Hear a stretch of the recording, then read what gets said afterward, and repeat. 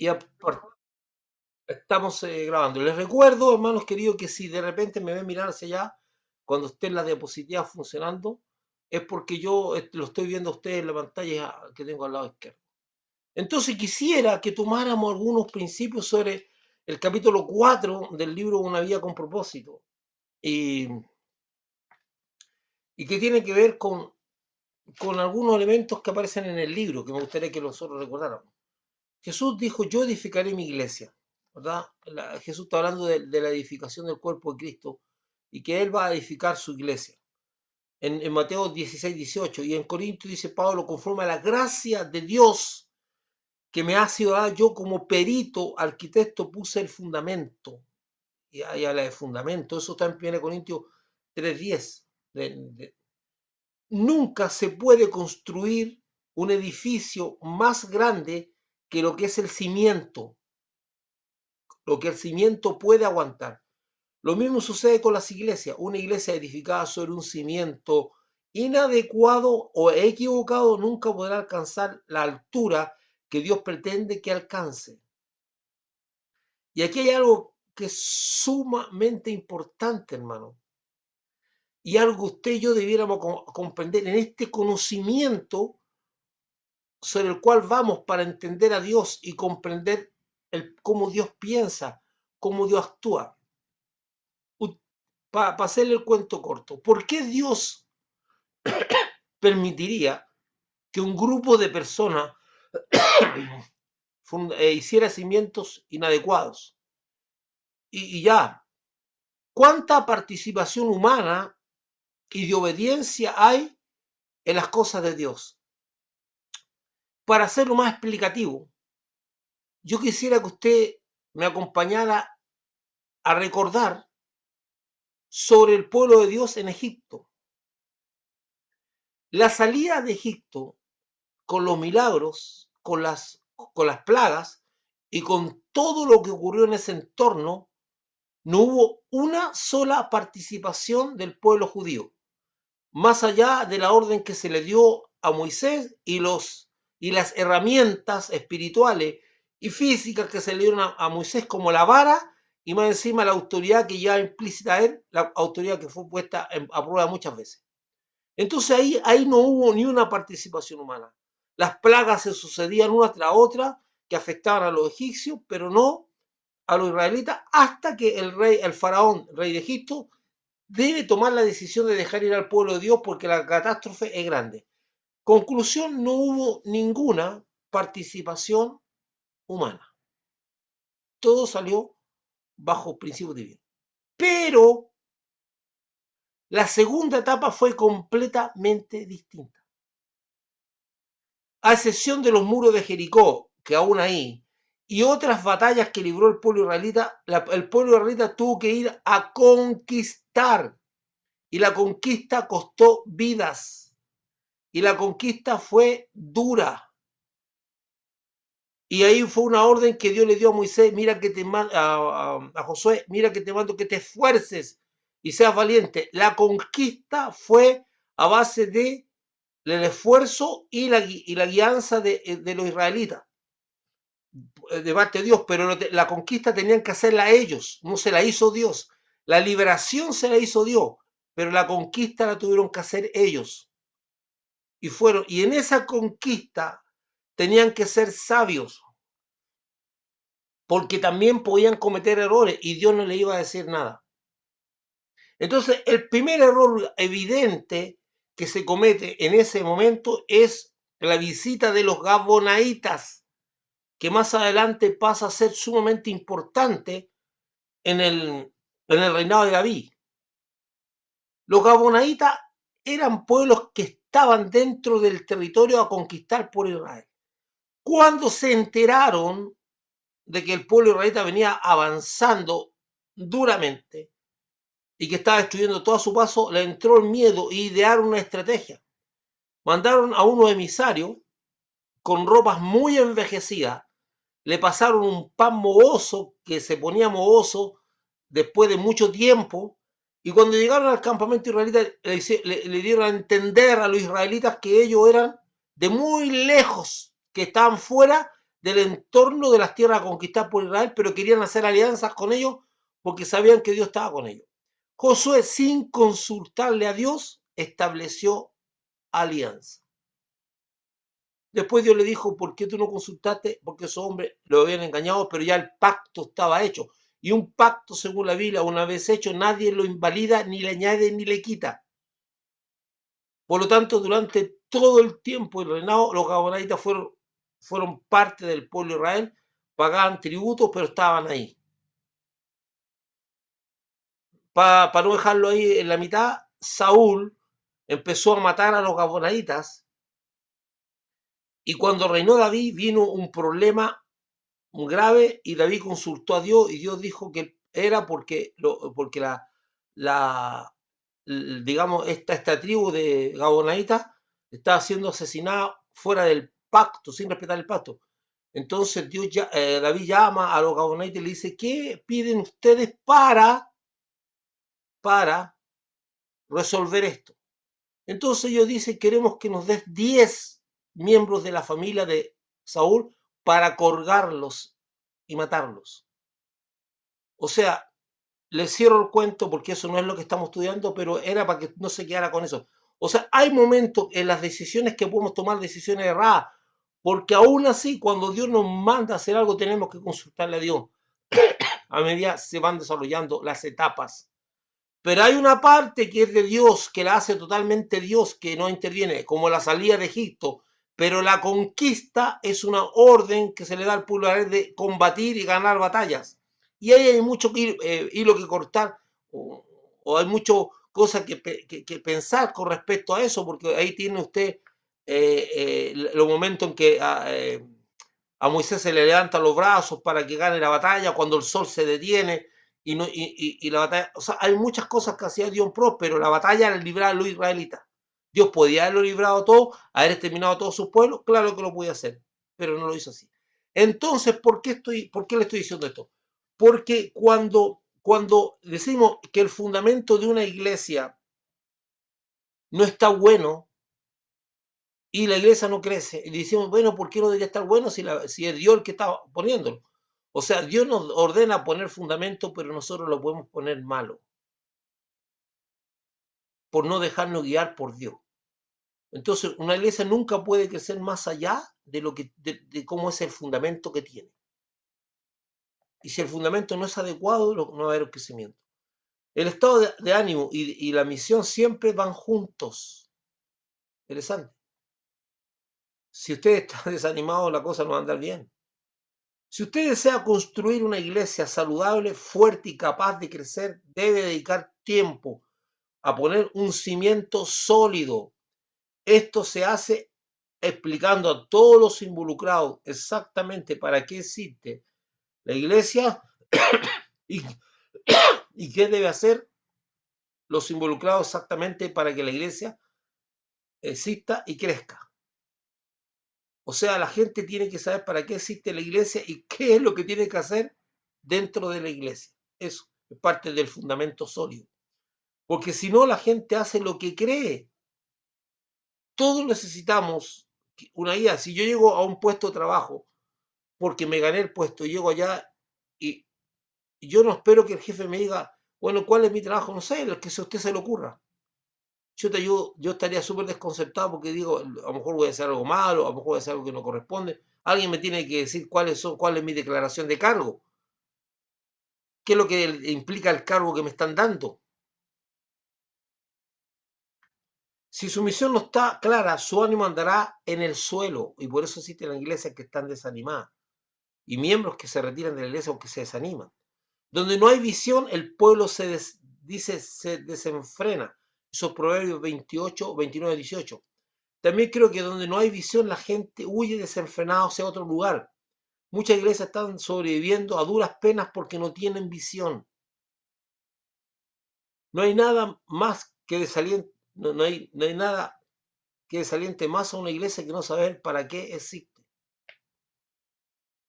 Un propósito claro reduce la frustración. Un propósito claro no solo define lo que hacemos, sino que define lo que no hacemos. Dios no espera que usted lo haga todo. Entonces, eso ya lo hemos visto, pero quería meterme un poquito en estos pensamientos que son del libro, ¿verdad? ¿Qué otra cosa interesante? Bueno, un propósito definido atrae la cooperación. La gente quiere unirse a una iglesia que sepa hacia dónde va. Cuando una iglesia comunica claramente su destino, las personas están dispuestas a subirse a bordo. La razón es que todos están buscando algo que le dé significado, propósito y dirección a sus vidas. El ser humano necesita eso. Cuando las necesidades básicas están cubiertas, ya, ya los estímulos no son económicos o de bienestar. Los estímulos son, yo quiero saber qué hacer con mi vida. ¿Qué hago con mi vida? ¿Para qué estoy aquí en la tierra? ¿Qué va a pasar cuando muera? Mientras más nos acercamos a la muerte, más nos dejan de interesar las cosas de este mundo. Más nos desapagamos porque vemos que no nos dan respuesta. Entonces el ser humano busca razón y propósito de su vida y en las cosas tienen que tener un propósito. Si desea que sus miembros se entusiasmen con el trabajo de la iglesia, que la apoyan activamente y que den generosamente para ella, usted debe indicarle vívidamente y de frente hacia dónde se dirige la iglesia. Eso es algo que no debiera ser, ¿por qué no debiera ser de primera necesidad? Importantísimo. Un propósito claro ayuda a la evaluación. Lo habíamos visto anteriormente, ¿verdad? Estábamos viendo. Y dice, ¿cómo se evalúa una iglesia a sí misma? No comparándose con otras, sino preguntándose, ¿estamos haciendo lo que Dios espera que hagamos? ¿Y cuán bien lo estamos haciendo? Como dice Peter Drucker, ¿cuál es nuestro negocio y cómo va el negocio? Estas son dos preguntas más críticas para evaluar su iglesia. La mayoría de la iglesia se compara con otra. Mira, es que esa iglesia es exitosa, nosotros aquí estamos marcando el paso, que esa iglesia hace estas cosas y nosotros no hacemos estas cosas. Es que nosotros no tenemos que hacer las mismas cosas que hace la iglesia. No todas las cosas funcionan igual. No todos los programas funcionan igual en la iglesia. Lo que nosotros rescatamos son principios, principios básicos, y ahí están las bases de los principios que tienen que ver con una iglesia con propósito. Los 5 propósitos son principios básicos. La iglesia existe para adorar a Dios.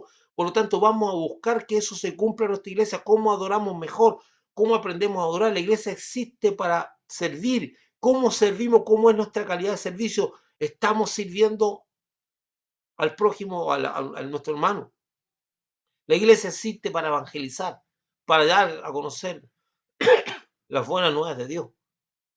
La iglesia existe para llegar a ser como Cristo. El discipulado, hacer discípulos es hacer como Cristo. La gente entiende el discipulado como un montón de cosas que aprender, como llenándose la cabeza de conocimiento. No, el discipulado consiste en cómo llegamos a ser como Cristo.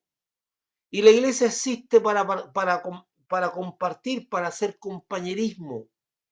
Entonces yo evalúo la iglesia, ¿estamos haciendo eso? ¿Estamos cumpliendo con el propósito de Dios? Entonces yo le he dado ahora a usted unos pequeños puntos del libro, así casi textualmente de cómo están los libros, para seguir adelante, para hacer un recordatorio de qué es lo que estamos haciendo, por qué estamos haciendo, y evitar hacer cosas que no tienen que ver nada contigo. Entonces ahora tomamos nuestros apuntes y nos tiramos a seguir viendo lo que hasta ahora estábamos viendo. Voy a entrar a compartir pantalla.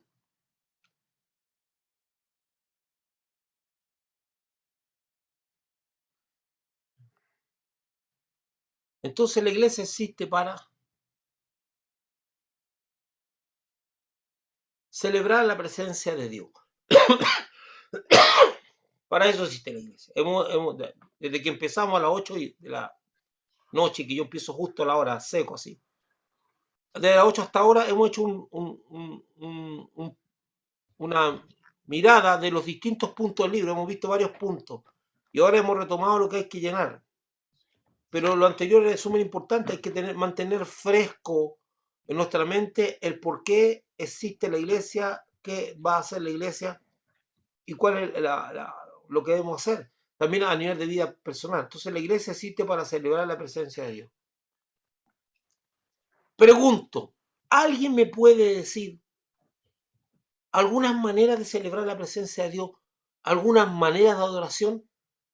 ¿O eh, de qué manera nosotros podemos adorar dentro de la iglesia a Dios? ¿A alguien se le ocurre algo? ¿Cómo lo podríamos hacer?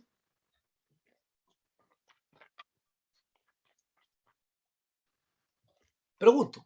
El que quiere abrir el micrófono y habla, ¿no? Comunicar la palabra de Dios. Bueno, eso está fuera del entorno. Eso es, como dice usted, es parte del propósito de la iglesia. Es uno, el comunicar la palabra de Dios es el evangelismo, ¿verdad? Pero a nivel de iglesia, ¿cómo podemos hacer? Adorar. Se da cuenta que no se nos, como que no se nos ocurre mucho, porque nosotros hemos reducido la adoración solamente a cantar.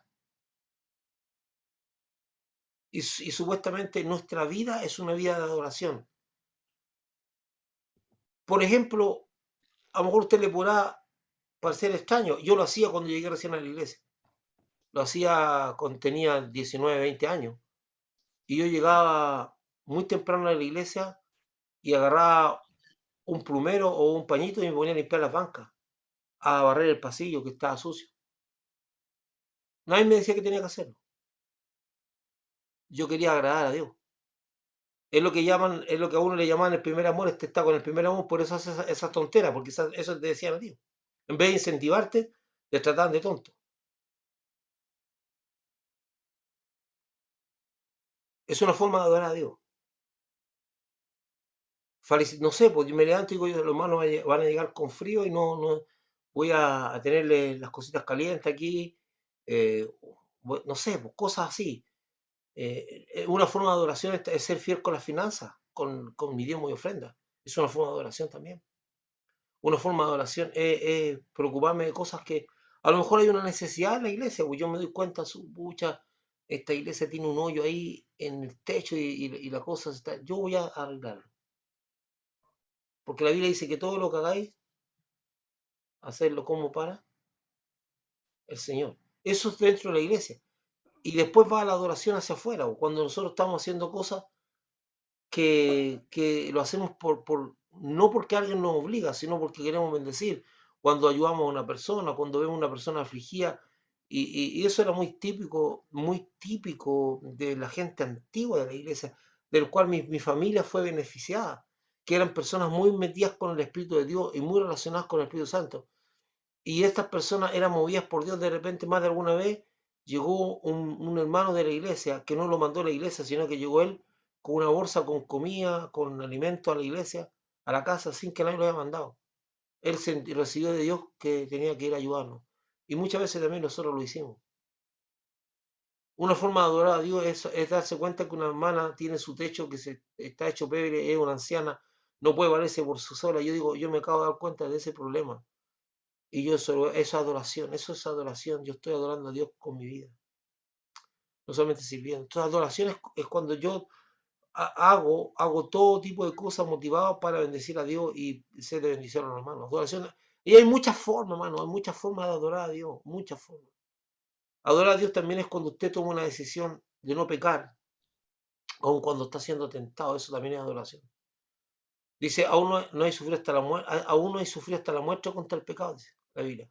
Hasta la muerte, o sea, no hay resistido hasta la muerte contra el pecado, o sea, es una situación bien complicada. Y hay varias cosas que son interesantes, que son motivos de adoración, cuando yo resisto ciertas cosas. Bueno, por eso le pregunto, tenemos que desarrollar eso, tenemos que aprender. La iglesia existe para comunicar la palabra de Dios, lo que está diciendo el hermano ahora, evangelización, ¿verdad? Y eso, la gente cree que evangelizar consiste en hacer programas de evangelismo. Existen los programas de evangelismo. Existen programas para evangelizar. Usted puede hacer campaña de evangelismo. Está dentro de lo posible, pero la iglesia no se mueve. Si usted va a la Biblia, no va a encontrar campañas de evangelismo. Entonces, fíjese que es sumamente importante. la mejor manera de ser un evangelista es aprovechar las oportunidades que da Dios. Y usted no tiene que andar buscando a la gente para hablarle de Dios. Usted tiene que abrir los oídos y los ojos. Usted está en un consultorio, sentado, esperando que lo atiendan, y de repente la persona que está al lado de usted le empieza a buscar conversación. Y usted no sabe por qué le está buscando conversación, y esta persona le empieza a abrir su corazón y le empieza a contar la desgracia que está viviendo. Y usted no es capaz de leer en su mente, en su corazón, que es una cita divina y que Dios le está dando la oportunidad para que usted le hable del Señor a esa persona.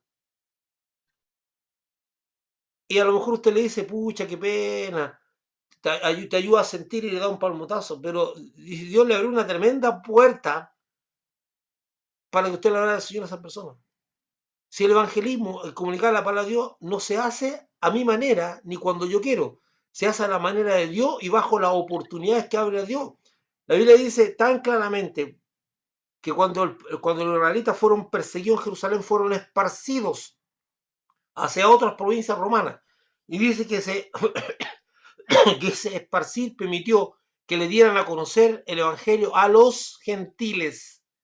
Y ahí nace el primer punto misionero, que es en Antioquía. No nació porque a la iglesia de Jerusalén y al concilio eclesiástico evangélico cristiano se le ocurrió mandar un hermano a Antioquía. Nació porque la iglesia se movió. Los hermanos empezaron a hablar. Ahora, yo tengo un origen bautista. Nací en la primera iglesia bautista de Valparaíso. Esa condición a mí me permitió empezar a averiguar cómo nacieron las otras iglesias. La iglesia del Cerro Esperanza, la iglesia de Santa Elena, la iglesia de Playa Ancha, y en ninguna de esas iglesias, escúcheme lo que le voy a decir, en ninguna de esas iglesias fue una avanzada misionera. Ninguna nació porque la iglesia, el pastor o el concilio, sino porque un hermano empezó la obra misionera solo. Y después la iglesia decidió apoyarlo. Empezaron a comunicar la palabra de Dios. Entonces la iglesia cree que esto es una cuestión corporativa, o más bien dicho, un negocio o algo que tiene que ser controlado. No, la iglesia no se controla. Cuando Dios le habla la oportunidad, Dios no pide a él. En la iglesia no existen responsabilidades grupales, existen responsabilidades personales. Ninguna, en el juicio ante Dios, ninguna persona se le va a pedir cuenta de sus talentos en forma grupal. Los grupos se le va a pedir cuenta de sus talentos en forma personal. Y nosotros seguimos pensando que las responsabilidades son corporativas. Las responsabilidades no son corporativas, las responsabilidades son individuales y personales. Y a cada uno de nosotros se nos comisionó una tarea. Entonces, cuando hablamos de comunicar la palabra de Dios, tiene que ver derechamente con aprovechar las oportunidades que Dios les da. Y usted tiene que tener los ojos abiertos y los oídos abiertos, porque Dios va a hacer citas divinas. Y estas citas divinas empiezan a desaparecer en su vida porque usted no le presta atención. Si usted es profesor y un apoderado le empieza a hablarle de sus problemas del alma, si usted es un trabajador en algún lado y un compañero le empieza a hablar de la necesidad que tiene, o usted pertenece a un grupo de la tercera edad y alguien le empieza a abrir su corazón por lo desesperado que está, entonces son oportunidades que ahora Dios es el que establece dónde y cuándo hablar. Y es súper importante por eso, porque uno de los errores, y perdónenme que me detengan esto, uno de los errores graves que se ha cometido es el que nosotros hemos hecho, más que evangelismo, hemos hecho proselitismo. Y el proselitismo religioso es convencer a las personas para que se hagan canutas. Entonces yo las convenzo, incluso hay gente que le habla a las personas en vez de hablar de Cristo y le habla de lo bueno que es el ambiente eclesiástico, ahí va a encontrar un compañerismo, le habla de lo bueno que es el pastor, lo bien que predica o qué sé yo, pero no le habla de Cristo. Porque la gente muchas veces le da vergüenza hablar de Cristo, se avergüenzan del Señor y no quieren decir a un compañero que está afligido que Cristo es la solución a su problema, aun cuando Dios abrió una puerta. Entonces, cuando hacemos proselitismo, alguna vez hacemos campaña y salimos a hacer proselitismo difuso, a convencer a la gente que sea canuta. Pero cuando llegan a la iglesia estas personas y son parte de la iglesia, son carnales. Y no hablo de carnal, a ver, no hablo de carnal en el sentido de los pecados de la carne, no estoy hablando de eso. Estoy hablando de una persona voluntariosa que todo lo quiere resolver a través de su inteligencia, sus capacidades. Entonces, las cosas de Dios, las cosas de Dios se han de juzgar espiritualmente y no carnalmente. No es con mis capacidades intelectuales humanas. Entonces, por ejemplo, voy a decirle algo que es un poco exagerado. Se produce un problema en la iglesia y se hace una reunión administrativa, no sé de qué tipo, un concilio, y empiezan a hablar de un hermano que está trayendo grandes problemas. De repente se para un hermano y dice, démosle una zurra, po. Y algunas personas se dan vueltas y lo quedan mirando y lo tratan mal, po. Pero resulta que el hermano no está mal, po. ¿Y por qué no está mal? Porque él no nació de nuevo, entonces sus soluciones son carnales, son humanas. Él cree que la solución a este problema es darle una paliza a esta persona. Y no lo está haciendo por maldad ni nada, lo está haciendo porque son sus soluciones carnales, de la voluntad. Por eso la Biblia dice, los cuales no son nacidos de carne ni de sangre ni de voluntad de varón, sino de Dios. Las personas tienen que ser nacidas de Dios, porque cuando nos llenamos de prosélitos, de personas convencidas en la iglesia, empiezan a haber comportamientos carnales, no de maldad, esa gente no es mala. Los que pecamos somos nosotros que después los tratamos mal a esas personas porque como no nacieron de nuevo, ellos no entienden por qué la gente los trata mal cuando plantean puras soluciones humanas y carnales. Y de repente tú lo escuchas que como su mente no está renovada, de repente chistes en doble sentido, forma de dirigirse a las personas indebidamente, y no lo hacen por maldad, lo hacen porque no nacieron de nuevo. Entonces, cuando comunicamos la palabra de Dios, cuando hacemos evangelismo, el evangelismo, la principal forma de hacer evangelismo es aprovechar las oportunidades que Dios le da a usted cuando lo junta con una persona necesitada, cuando Dios le lleva a alguien para que usted le hable. Pero nosotros no pescamos eso. De hecho, alguna vez le empezamos a dar hasta consejos bien de nuestra experiencia, porque nosotros vivimos de nuestra experiencia. Como que nuestra experiencia tiene más peso que la sabiduría de Dios. La experiencia nuestra sirve, pero el que resuelve los problemas del alma es Dios, no nuestra experiencia. Entonces, la iglesia existe para incorporar a la familia a Dios, ya lo vimos compañerismo, Dios quiere tener una gran familia, no debemos olvidar nunca eso, que Dios quiere una gran familia. La iglesia existe para educar a la gente, hacer un discipulado, para ir formando el carácter de Cristo y para demostrar el amor de Dios ministerio. Entonces aquí llegamos a la definición. ¿Cómo metemos en una frase sencilla esos 5 propósitos? Entonces vamos a leer la definición de propósito que hizo la iglesia salva. Esta es la definición de propósito que tiene salva. La iglesia del pastor Oscar, yo lo voy a darle como tarea al pastor Oscar, que la próxima semana nos muestre la declaración de propósito de la iglesia de Quilpué, ¿ya? Y que la podamos analizar y ver, pero esta es la declaración de propósito. A todo esto, toda la declaración de propósito es una forma de expresar los 5 propósitos.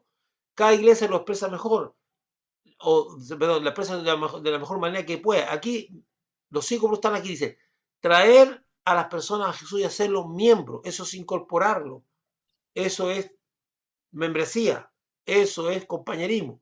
Traer a las personas a Jesús y hacerlos miembros de su familia, desarrollarlo para que alcance la madurez, o sea, pareciéndose a Cristo, o sea, hacerlos como Cristo. Equiparlos para su ministerio en la iglesia, o sea, para el servicio, y para la misión de su vida en el mundo, o sea, para el evangelismo, de tal manera que se magnifique el nombre de Dios. Magnifique es, este caso, adoración. Ahí, en eso, ahora lo leo continuo, dice, traer personas a Jesús y hacerlos miembros de su familia, desarrollarlos para que alcancen la madurez, pareciéndose a Cristo y equiparlos para su ministerio en la iglesia y para la misión de su vida en el mundo. De tal manera que se magnifique el nombre de Dios. Es en esta pequeña frase, que ojalá pudiéramos hacerla lo más corta posible, en esta oración o en este párrafo de texto, están los 5 propósitos incorporados. Y eso es lo que la iglesia de Quilpué ha de determinar hacer, que ya lo tiene, ya el pastor ya lo ha mostrado en alguna ocasión, pero ahora es una frase, una estrofa donde están los 5 ministerios, donde las personas, los miembros tienen que aprenderla de memoria para entender los 5 ministerios. Dice, establecida en términos de resultados más que de actividad. ¿Cómo vamos a lidiar con eso? Que aquí dice, la definición de propósito de Salva dice está establecida en términos de resultados más que de términos de actividades. Nuestro propósito es desarrollar vidas eficaces para la gloria de Dios. No, nuestros resultados son los cambios de vida. Entonces, lo que pretendemos es cambios de vida, no números. Los resultados, y es lo que nosotros decimos, que pretendemos mostrar cosas puntuales. Los que me conocen saben que a mí me gusta aterrizar el Evangelio, porque a la gente le gusta como llevarlo al punto esto medio místico. Al mundo cristiano le gusta vivir en un misticismo. La pregunta es, cuando la Biblia me dice que yo debo amar a Dios, la pregunta que yo me hago es ¿cómo? ¿Cómo amo a Dios? ¿Cómo yo le expreso amor a Dios? Entonces ahí cuando estamos explicando esos hechos puntuales, que es lo mismo que ocurre en los matrimonios, en las parejas o en las relaciones familiares. Entonces, las personas les gusta expresar, o a algunos les gusta decir, yo te amo. ¿Y cómo? Bueno, es que algo que siento aquí en lo profundo de mi corazón, es que el amor no es un sentimiento. ¿Cómo es que usted ama? ¿De qué manera usted sabe que lo aman? ¿Y de qué manera usted ama? Porque es muy lindo decir, entonces nosotros nos llevamos filosofando, hablando, místico, pero aterricemos la cuestión porque el evangelio de esta tierra es tocable, tangible, no es una cuestión étera. La Biblia es tan clara en definir el amor como verbos y Pablo dice, el amor no es jactancioso, jactar, verbo, no hace nada indebido, hacer, no busca lo suyo, buscar. Todas son acciones. Si una persona dice que ama a otra y no acciona en favor de esa persona, está mintiendo, no ama. Es un chamullento, un grupiento. Porque el amor tiene cosas tocables y tangibles. El amor no es etéreo, el amor no es una emoción, no es un sentimiento. El amor es procurar el bien de la otra persona y la Biblia lo define clarito. Más aún, a mí me encanta cuando Jesús dice, si me amáis, guardad mis mandamientos. No te dice, si me aman, derrámate en el altar y tírate a llorarme, porque cuando tú me llores, yo sabré cuán profundo es el amor que me tienes. Cagüines. Jesús dice claramente, si tú me amas, guarda mis mandamientos. Y todas las emociones y sentimientos dásela a quien quieras. Dásela a quien quieras. Pero a mí me das la obediencia y yo entiendo que tú me amas. Porque si tú no guardas mis mandamientos, yo entiendo que tú no me amas. Entonces, por eso la gente es re fácil convencer, porque en las relaciones de familia todo lo arreglan con llanto, emociones y promesas. Cagüines. Aquí no, es que yo lloro y tú sabes que yo te amo, pero es que esto es tocable, tangible, no es palabrería. Vayan a la vida de Jesús y todo lo que hizo Jesús fueron acciones de amor claras y concretas. Él murió en la cruz porque hizo una acción de amor y todos los sacrificios que usted le ve a Jesucristo son acciones. Entonces, ¿por qué estoy explicando esto? Porque esto está establecido a través de resultados. ¿Qué esperamos? Entonces dice, pero pastor, ¿cómo se puede evaluar eso? Pero sí, la Biblia es totalmente evaluable. Y, por ejemplo, cuando el Señor dice, no os afanéis por lo que hay de comer, por lo que hay de vestir, ¿cómo yo practico eso? ¿Cómo pongo en práctica eso? Es una cuestión totalmente práctica. No es una cosa que está volando en el aire, es práctica. Todo el Evangelio de Jesucristo es práctico, no es etéreo. Que nosotros lo hemos transformado en algo místico es otra cosa. Por eso la reacción del apóstol es tan clara. Dice, si tú le dices a tu hermano, Dios al que está necesitado, que Dios te bendiga y lo manda así, eres un mentiroso. Lo palmotea en la espalda y dice, no, tú tienes que hacer algo concreto. Bueno, vamos a seguir un poquito adelante. Perdonen que de repente me emociono un poco. Esta está redactada de una manera que anima a todos a la participación. Así tiene que estar. Entonces,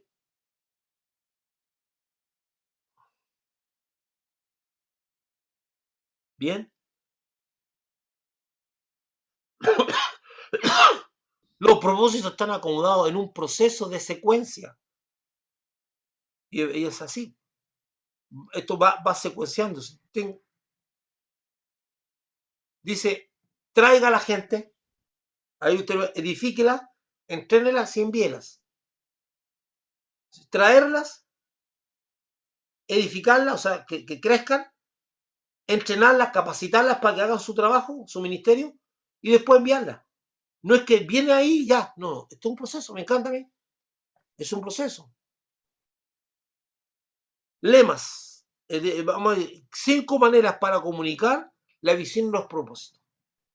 Y vamos a terminar con esto. Lemas, para que la gente vaya con lemas, una frase así destacada que usted pueda encontrar por ahí, con símbolos que representen, no sé, la adoración, lo que represente el discipulado, para que la gente, porque la gente se recuerda de cosas. La enseñanza de la escritura, la narración de historias, esto es testimonios, y sea específico, o sea, bien claro para dónde vamos. Es una forma de comunicar la visión, es una forma de comunicar las cosas que de alguna manera estamos estudiando. Mi querido hermano, se cumplieron los 45 minutos. Yo tal vez no avanzamos tanto, pero me interesa a mí más que un avance así, pero violento, que tengamos un entendimiento bueno de las cosas y podamos hacerlo bien. Entonces voy a parar aquí la grabación y después entramos en conversación